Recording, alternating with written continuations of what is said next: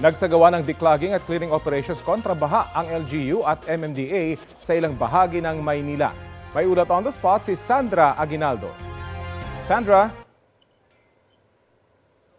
Yes, Rafi, at magkasama nga na bumisita sina Manila Mayor Isko Moreno at MMDA Chairman Romando Artes para makita ang clean up na magkatuwang na ginagawa ng LGU at MMDA sa stero o drainage sa kanto ng Padre Faura at Taft Avenue.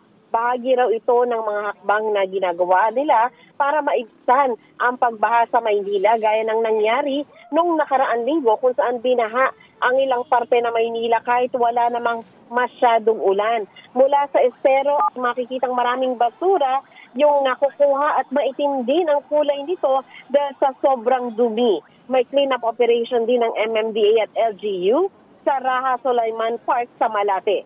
At kay Manila Mayor Isko Moreno, sa ganitong paraan ay mas madali ring mapapump out yung tubig para hindi magtagal yung baha sa Maynila. Kabilang daw sa kanilang plano ay ang pag-develop ng water catchment facilities at dagdag na drainage system.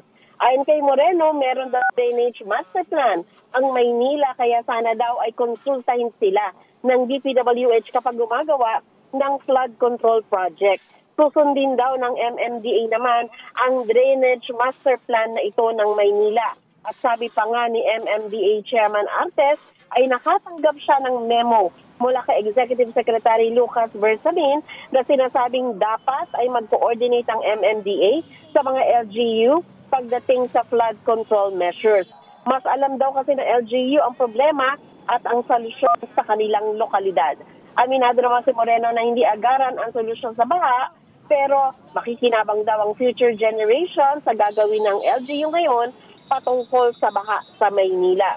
At Rafi, kanina rin ay natanong si Manila Mayor Isko Moreno kaugnay doon sa sinasabi ng San Mateo local government na nabigla sila kung bakit magtatapon ng basura ang City of Manila sa San Mateo landfill. Pero sinabi po Moreno na nakipag-ugnayan sila sa MMDA at ang MMDA naman ang nakipag-ugnayan sa San Mateo LGU.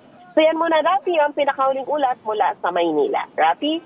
Maraming salamat, Sandra Aguinaldo.